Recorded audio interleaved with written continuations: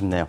예, 먼저 하나대투증권의 박문환 이사 연결해서 글로벌 이슈 중심으로 분석해 보겠습니다. 박 이사님. 네, 안녕하세요. 예, 안녕하세요. 오늘 말씀해 주실 주제는 무엇이죠? 네, 주가가 하락을 하든 상승을 하든 그 이유를 명확하게 알고 있는 것이 중요합니다. 예를 들어서 최근 중국의 경제지표 악화 때문에 주가가 하락했었다라고 믿고 있는 투자자가 있다고 해보죠. 어제 서프라이즈한 PMI가 발표된 것을 보고 주식을 매수했을 것이고 당연히 낭패를 보았을 겁니다. 하락의 이유를 정확하게 알아야 주가의 반등 포인트를 잡아낼 수 있죠.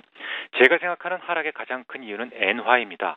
오늘은 주가의 반등 시기를 엔화의 반등 시기와 접목해서 전망해 보도록 하겠습니다.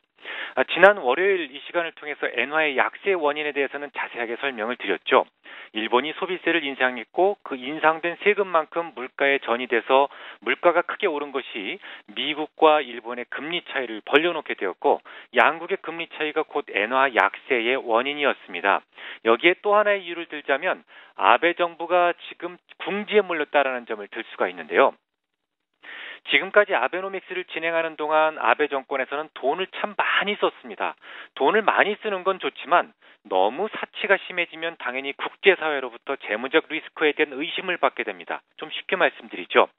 월급이 100만 원인 사람이 매달 120만 원씩 돈을 쓰면 당연히 파산하지 않나 저 사람? 이런 의심을 받는 것처럼 과도한 재정 정책을 너무 오랜 시간에 걸쳐서 유지하게 되면 국제 신용평가사들의 눈을 의심에 찬 가재미 눈으로 만들게 되는 것이죠. 그래서 아베 정부에서는 아베노믹스로 인해서 전체 파이가 커지면 세금을 올려서 그동안 좀 과도하게 썼던 돈을 커버하겠다라고 했던 겁니다. 그것이 바로 소비세 인상이었죠. 그러니까 소비세 인상은 아베노믹스를 구성하는 매우 중요한 그림 중에 하나였던 겁니다. 문제는 소비세가 인상되고 나서 소비가 씨를 말렸다는 거죠. 소비의 씨가 말랐다는 것이죠. 민간 소비가 16%나 감소하면서 올해 2분기 경제 성장률을 전분기 대비 무려 마이너스 7.1%까지 끌어내렸습니다. 아베 정권은 이제 좀 몸이 닳기 시작을 했죠. 2차 소비세 인상에 대해서 올해 12월 달까지는 결정을 해야만 하는데요. 이런 상황에서 소비세 인상을 결정하자니 위축된 소비에 다시 한번 찬물을 끼얹는 꼴이 되어버리고 그렇다고 소비세 인상을 안 하자니 아베노믹스의 큰 그림이 무너져버립니다. 만약 소비세 인상을 하지 않는다면 국제사회는 아베노믹스의 실패를 공공연하게 선언할지도 모를 일이고요. 이 재무적 리스크가 더욱 부각되면서 일본은 기존의 신용등급마저 잃게 될 가능성이 있습니다.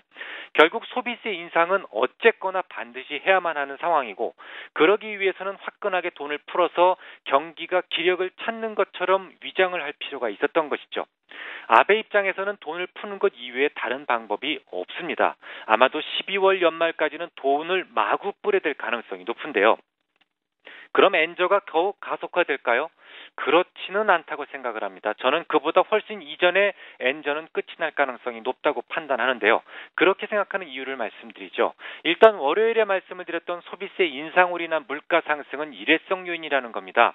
4분기에는 일본과 미국의 실질 금리 차가 줄어들 가능성이 높고 엔화의 약세는 저지될 것입니다. 게다가 지금 일본 내에서도 엔저가 효율적이지 않다는 목소리들이 커지고 있기 때문에 무작정 엔저를 강화할 수만은 없는 상황입니다. 특히 아베 정부가 도후쿠 대지진 이후에 중단됐던 원전을 다시 가동시키려고 애를 썼지만 시민단체들의 반대로 무산되었죠. 에너지 수입 비용이 급증했는데요. 엔저로 인해 이중 고통을 당하게 되면서 기업들의 이익은 더욱 쪼그라들었습니다. 당연히 투자는 줄고 실질 금리 역시 마이너스가 되어버렸죠. 실질 임금이 마이너스가 되었죠. 그러면 아베가 선택할 수 있는 가장 안전한 길은 무엇일까요? 제가 만약에 아베라면 소비세 인상을 결코 안 할 수는 없습니다. 그러면 이를 좀 더 뒤로 미루거나 아니면 잘게 나누어서 0.5%씩이라든지 이렇게 잘게 나누어서 시행할 가능성이 높습니다. 국제 신용평가사들의 그 가재미 눈을 피할 수도 있고 또 경제적 충격도 줄일 수 있기 때문이죠. 지금 엔화의 지독한 약세는 소비세 2% 추가 인상분이 어느 정도 반영이 되어 있다고 생각이 됩니다. 하지만 소비세 인상을 지연시키게 되거나 아니면 잘게 나누게 되면 기반영됐던 부분이 다시 엔화의 강세로 전환될 공산이 크다고 생각이 됩니다. 12월의 결정이지만 그 결정은 그보다 미리 선택할 가능성이 높습니다.